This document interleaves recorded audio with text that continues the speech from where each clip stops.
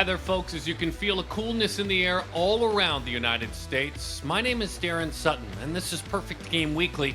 We're presented by Rawlings. Now, just because there's that chill in the air and the Major League season comes to an end, and certainly fall baseball on college campuses wraps up, doesn't mean there's so much to talk about. And specifically in this show, we're going to dive in on some very unique subjects. Number one, we're going to find out what the life of a number one pick overall is like. Jackson Holliday, 2022, this year, number one pick of the O's. We'll check in with him at home. How's he getting ready for the 2023 season?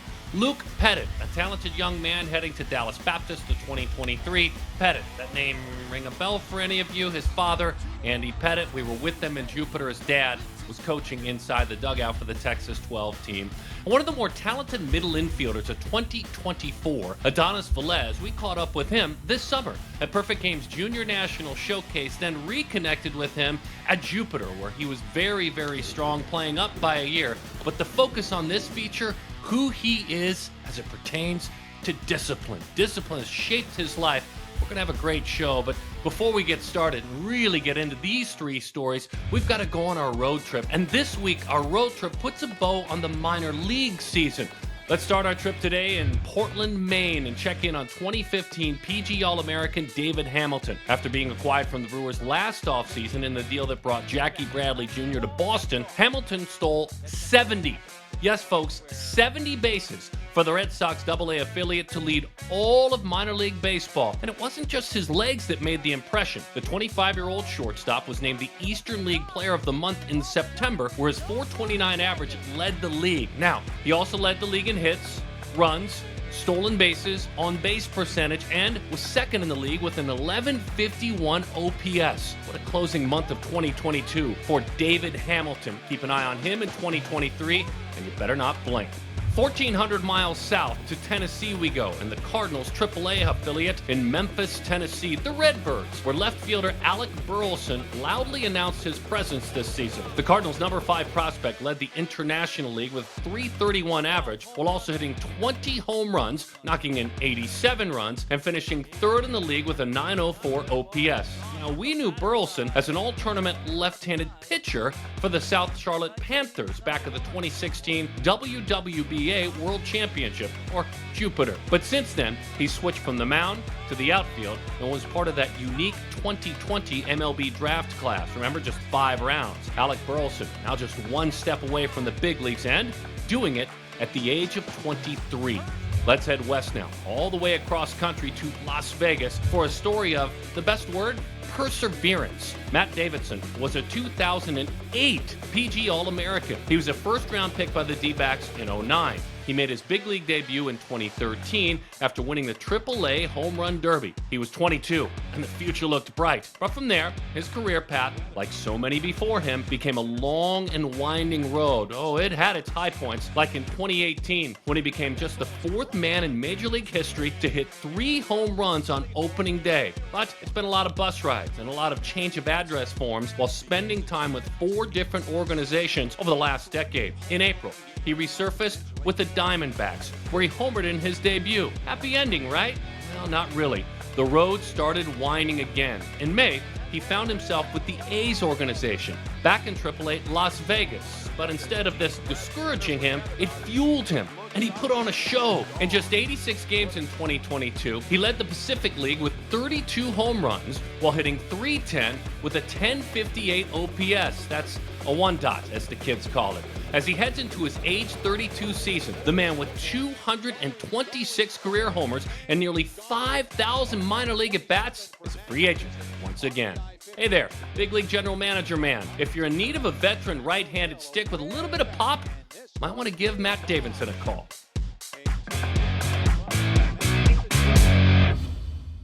When we come back on Perfect Game Weekly, a conversation with Andy Pettitte and Luke Pettitte, his son who is headed to Dallas Baptist. We ran into them in Jupiter, Florida at Perfect Game's World Wood Bat Association World Championship. The future bright for another baseball player by the name of Pettitte. Coming up next. The left-hander Andy Pettitte is on the mound for the Yankees. Got McGuire to Hernandez. Out in front, struck him out. Pettitte his 2000th career strikeout. Nunez across the diamond. Yankees win 2-1, and Andy Pettitte completes his career with a complete game. What a way to go. Just feels appropriate as the leaves change color, doesn't it, to remember Andy Pettitte and the impact he had in October, those 5 rings that he earned, those 5 world championships. Heck, when you look at his journey, he pitched 276 innings in October alone. Nobody's done that. Nobody's come close to doing that. What an incredible career he had in October, in the postseason. As we move into November, we do so looking at his son Luke. You see, recently in Jupiter, Florida, we had a chance to catch up with Andy Pettitte and his son Luke, who is carrying on the Pettitte name more so with the bat in his hands as the young man out of Second Baptist in Houston, Texas. Remember, Andy was a Texas guy as well and went to San Jac for his junior college baseball. This young man is headed to Dallas Baptist to play his college baseball, and he didn't miss a beat in Jupiter. Let's stop by the dugout with the Pettittes.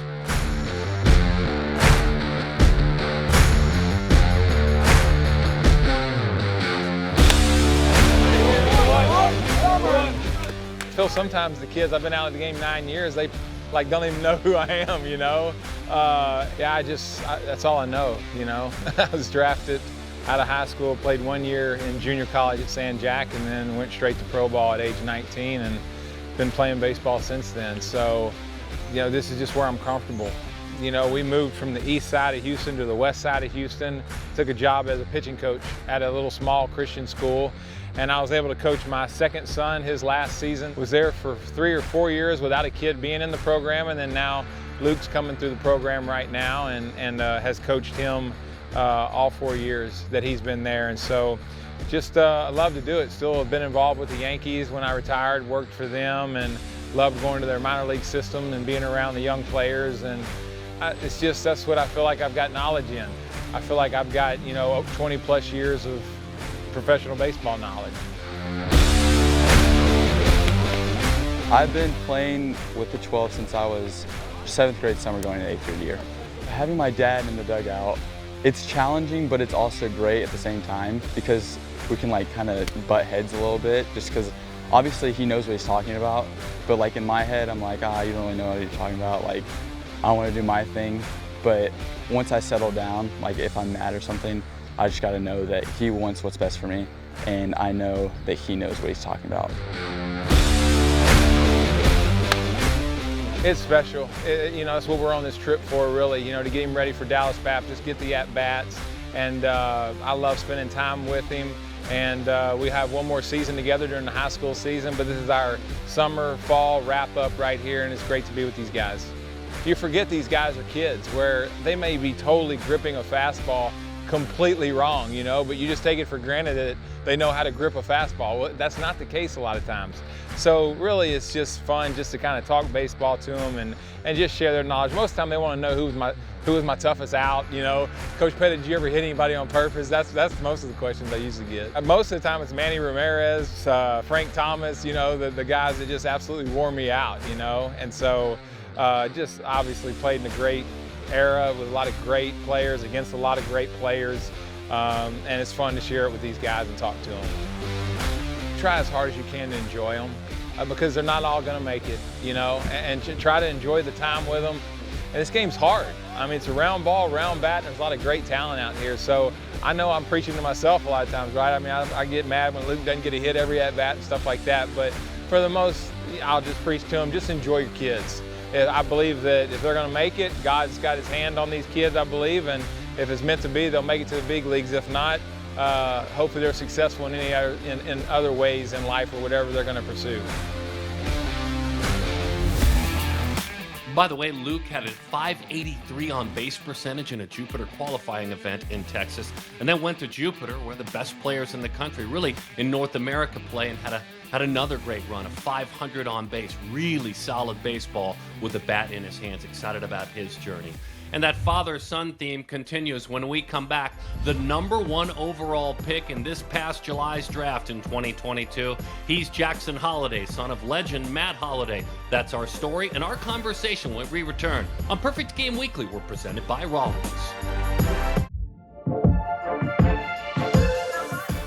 We welcome you back to Perfect Game Weekly. We're presented by Rawlings, and a wonderful time to reconnect with the number one pick overall in the 2022 draft. Perfect Game All-American out of Stillwater High School in Oklahoma, Jackson Holliday. He now, as we kiddingly said, has a job. He actually earned himself a job with the Baltimore Orioles as they selected him number one.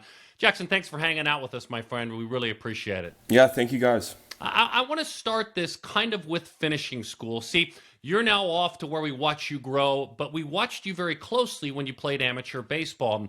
And I kind of view the summer before your draft summer as that graduate school, right? I mean, you really want to nail it before you get that big job in the real world.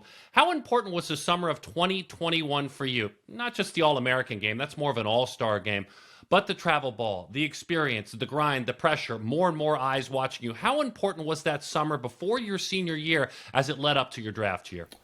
I think it was very important. It was a busy summer for me, getting to play on the USA team and do all the PDP and all the perfect game stuff. It was busy, but I felt like it was important for me to be able to go out there and compete with the best kids in the country and kind of get a little taste of what it's like playing almost every single day leading into hopefully the draft, which eventually worked out. But every single one of those players that are, I guess, ranked very high and kind of the top of our class, it was really fun to get to compete with them and get to compete against them and just see how talented they were at still. We're still pretty young, so it's fun to see, and I'm excited to see how everything pans out. I think the one thing for you is we see you perform on the stage, but we don't see you work out privately. We don't see that hitting. Explain to us the importance as a baseball player of that work that no one sees and how much of it goes on that we'll never see, but how important it's been for you.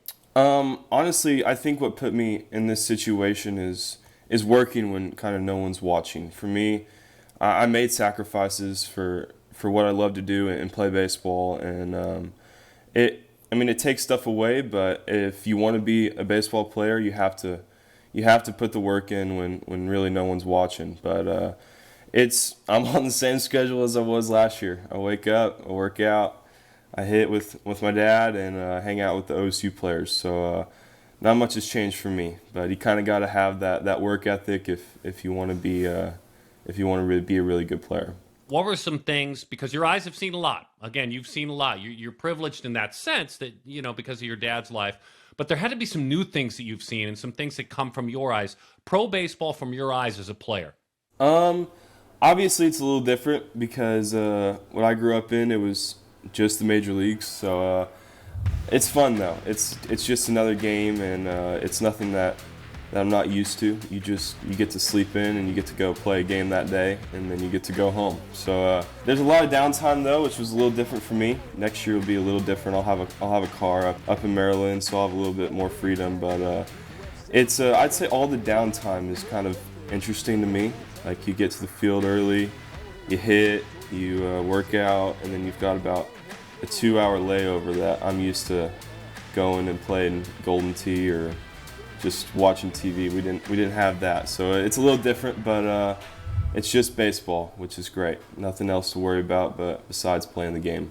You and I have had some great interviews, but it was an article I read where you said the following: I need to represent myself with super high standards. I try to do the right thing and treat people with class and respect.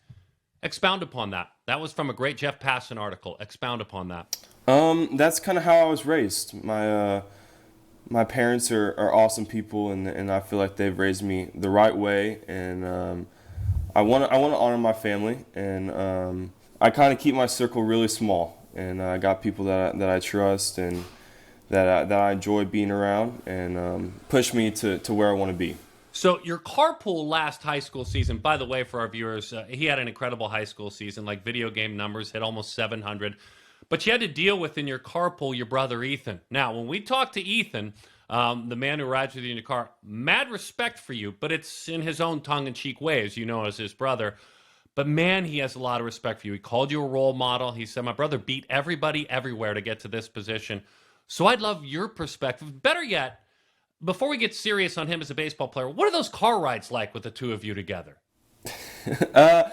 They're a lot of fun. he still doesn't have his license, believe it or not, and I don't think he plans on getting it anytime soon. So he's a lot of fun. He's a lot of fun to be around. He's got a great personality, as you probably know. So, dude, tell me about him, the baseball player. Let's brag on him a little bit because, for years, you can't do better than 1-1, but for years everyone's been saying, hey, this is the next great Holliday. My friend, you've been 1-1. You know what the top of the mountain looks like. But tell me about your brother as a player. Give me a good scouting report. Yeah, that's what people tell me all the time. They're like, oh, he's going to be way better than you. But it's pretty hard to get drafted higher than first. So hopefully it would be pretty neat that you said that. Yes. Yeah, that's right. But hopefully we can be the first brothers to ever both be drafted first. So he's definitely talented enough to make that happen, and he's a whole lot better than I was at his age for sure. It's honestly not even too close. So he keeps growing up and keeps getting stronger. You have no idea what he'll be capable of. That same kind of discipline off the field is gonna have to stick with him too, right? And you can keep him honest in that area for sure. Yep, for sure. Happy holidays to you and your family as we head into November and December. Enjoy the time. I know how much your family means to you. Thank you for taking this time, and have an amazing 2023 season, man. We're excited to watch you play. Thank you. I really appreciate it.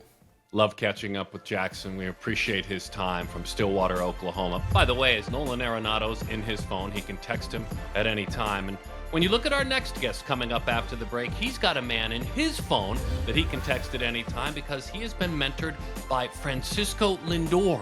He's a talented 2024. He's headed to Florida State. The story of Adonis Velez in a moment on Perfect Game Week. We welcome you back to Perfect Game Weekly. We're presented by Rawlings. As we quiet down just a little bit in the baseball world, it's always fun to reflect. Favorite athletes you've run into throughout the year, and then you see on multiple occasions.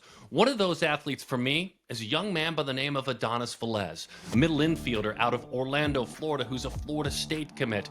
You've seen him progress as an athlete over the last couple of years. As a matter of fact, with 2 more years of high school baseball left, I think the ceiling's going to even get higher. He's seen his infield velo improve by 12 miles an hour across the diamond, the exit velo off the bat up 13 miles an hour. And for him, it's really a story of discipline. So his father, a career military man, has passed along that discipline. His mom, who is the glue, as he talks about in his home, leads in that way, and especially in the classroom. And then there's the discipline of being a black belt, an athlete that's a great baseball player, but also in the area of karate is unmatched. He's been to the national and international level. Here's the story of Adonis Velez.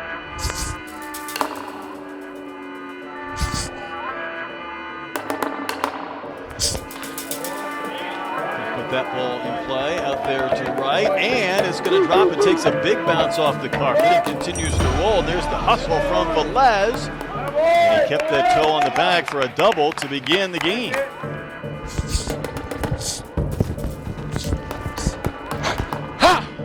I was 4 years old when I started martial arts. Karate really shaped my future because flexibility, also the mentalities the karate masters have, it's insane. It's on another level. I was rising up the ranks, and then I got the brown black belt. It's like half brown, half black. That's like the last step to go to black belt. And that's when I told my father I wanted to play baseball. So I got out of it for about a year, and then I said, Dad, I want to finish martial arts. I got 1 belt to master. And so we came back in, and I did all the tests, and I got the belt. And I've followed karate ever since. Well, most important part is consistency. So it's every day. Baseball training, strength training, mentality training. I watch videos by myself, and I watch videos with my parents. And it's a lot about scientific stuff because the game has turned into a scientific development. I really understand the scientific part to help me in my baseball game so that I elevate and evolve better. My father's name is Daniel Velez. He was in the military Air Force. Now he is in Homeland Security. His military mentality has shaped me. Like, make my bed every day. He always says that if you don't make your bed, how are you gonna hit a home run? Always stay neat, always do things right, never miss a little step, not the littlest tiny thing. His journey has been long and hard, and I've heard his story, and I've heard his mistakes that he made, and he pushes his ideals onto me so that I don't make the same mistakes in my life. My mom's name is Jahaira Mendez. She's in the medical field, so she takes care of this full body. Her medical experience has allowed me to get a feel for how everything works in the body, and she just knows everything that I'm thinking and knows how to really take care of me. And my father as well. My father needs her in his life. Florida State was the right thing because Metcalf. I created a good relationship with that coach, and it was like no other. I couldn't pick another coach. Me and him created a relationship that I've created not many with other coaches. The baseball program is number one. They have been struggling, but over the years, they have created a baseball program solid, and I see that they will take care of all my needs when I go there.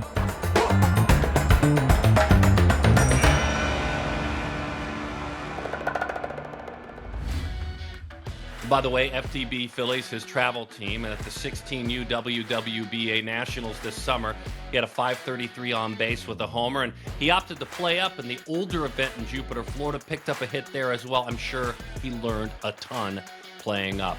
We want to thank Jackson Holliday. We want to thank Adonis Velez, and of course the Pettitte family for allowing us to spend time with them in Jupiter, Florida. And if you like what you saw on your regional sports network, you can go ahead and download our app, perfectgame.tv, on any of your smart devices, and 24/7 we're devoted to amateur baseball and softball as well. My name is Darren Sutton. Thanks for hanging out with us for another edition of Perfect Game Weekly, presented by Rawlings.